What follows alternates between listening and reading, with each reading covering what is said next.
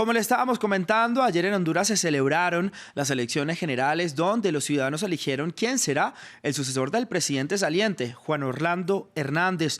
Con el recuento preliminar de los votos, Xiomara Castro entonces lidera con un 53,60% frente a Nasser Yasfura del gobernante Partido Nacional, que obtiene hasta el momento un 33,87% de los sufragios, según los datos del Consejo Nacional Electoral. Entonces, si se mantiene esta tendencia, Castro sería la sucesora de Hernández, que deje el cargo con una serie de fallas, entre ellos varios casos de corrupción y también vínculos con el narcotráfico y una tasa de pobreza que alcanzaría el 75% de la población a finales de lo que queda ya de este año 2021. Entonces, para ello quiero saludar a Reina Rivera, ella es abogada y analista política. Reina, gracias por estar con nosotros en Directo América en France 24. Le pregunto por el balance de la jornada.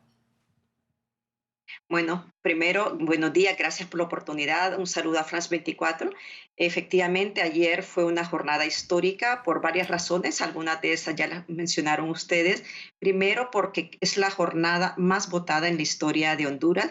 Se estima que podría llegarse al 70% de participación, lo cual en los últimos años no se ha elegido un presidente con más del 31% de votos, 32% cuando mucho. Y en esta ocasión, posiblemente la señora Xiomara Castro de Celaya llegue a un 53-54%, por lo menos eso es la tendencia actualmente, con 20 puntos arriba de diferencia del partido oficialista, Partido Nacional, que más o menos ahorita estaba, por lo menos los últimos conteos, en más o menos un 33%, casi 34%, ¿no? Luego también es la primera mujer que sería presidenta en la historia de Honduras, y en América Latina sería la virtual única presidenta en funciones del Sí. continente. Ahora, Reina, entonces le pregunto si todo esto se mantiene, Xiomara Castro entonces llegaría a la presidencia hondureña. ¿Cuál es el plan de gobierno, las políticas que implementaría Xiomara Castro y qué tan difícil o fácil tendría la gobernabilidad en el país? Bueno, con Honduras es un país que viene de datos y cifras estadísticas que realmente son dramáticas. En América Latina, por ejemplo, somos el segundo país más pobre después de Haití. Recientemente cifras oficiales señalaron que la pobreza subió casi 6 puntos y la extrema pobreza 10 puntos. Igualmente, también encontramos un país ahogado por la situación de casos de corrupción que se han denunciado en los últimos años. Las finanzas públicas han llegado a un endeudamiento externo muy alto. La polarización también de años atrás hace que sea un escenario complejo de gobernabilidad. La violencia también ha incrementado en algunos puntos, manteniéndonos siempre en las cifras de los países con mayores niveles de violencia y de homicidios en América Latina. En suma, las cifras de Honduras no son nada halagadoras. Eso significa que el gobierno de Xiomara Castro de Celaya tendrá que hacer pactos de gobernabilidad, principalmente tendrá que hacer pactos con el sector empresarial. Ella ha propuesto la posibilidad de un gobierno de integración nacional y un gobierno de reconciliación.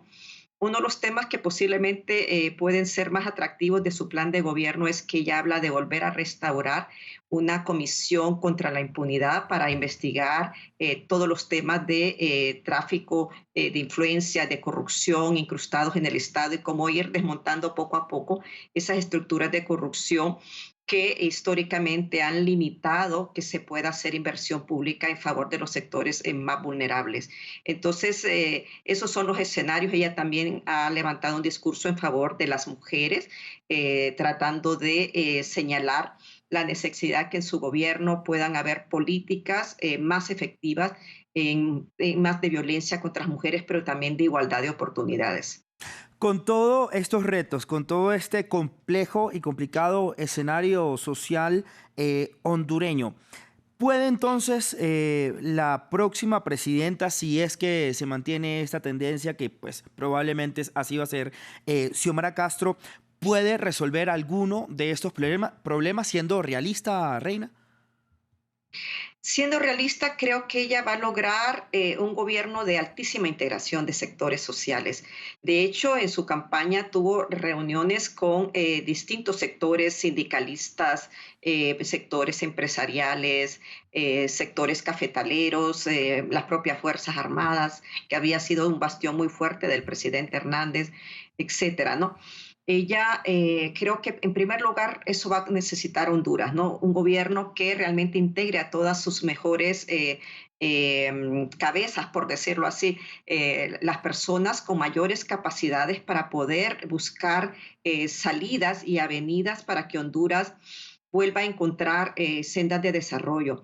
Luego, obviamente, tiene un escenario de finanzas públicas bastante limitadas por un endeudamiento externo, pero ella ha señalado que si su gobierno se concentra en combatir la corrupción y garantizar que la inversión pública llegue a todos los sectores sociales del país, es posible entonces que el país poco a poco pueda encontrar rutas para el desarrollo. También ella se define como un gobierno de transición para poder avanzar hacia la ruta democrática en el país, ¿no? Entonces ella misma plantea, mi gobierno no va a ser la salida, mi gobierno va a ser un gobierno de transición para encontrar, después de tantos años Sí.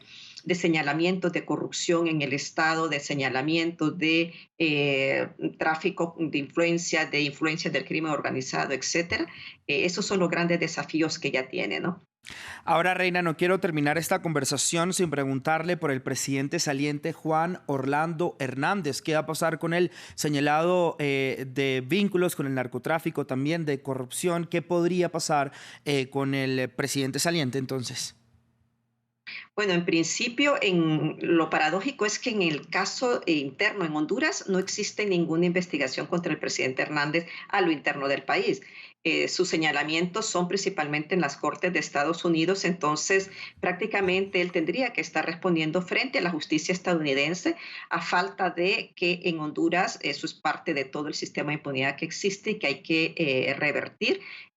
No se ha hecho investigaciones serias sobre los principales casos de corrupción, no solamente del presidente Hernández, sino de varios actores, tanto de su gobierno como actores también privados, algunos actores del sector privado.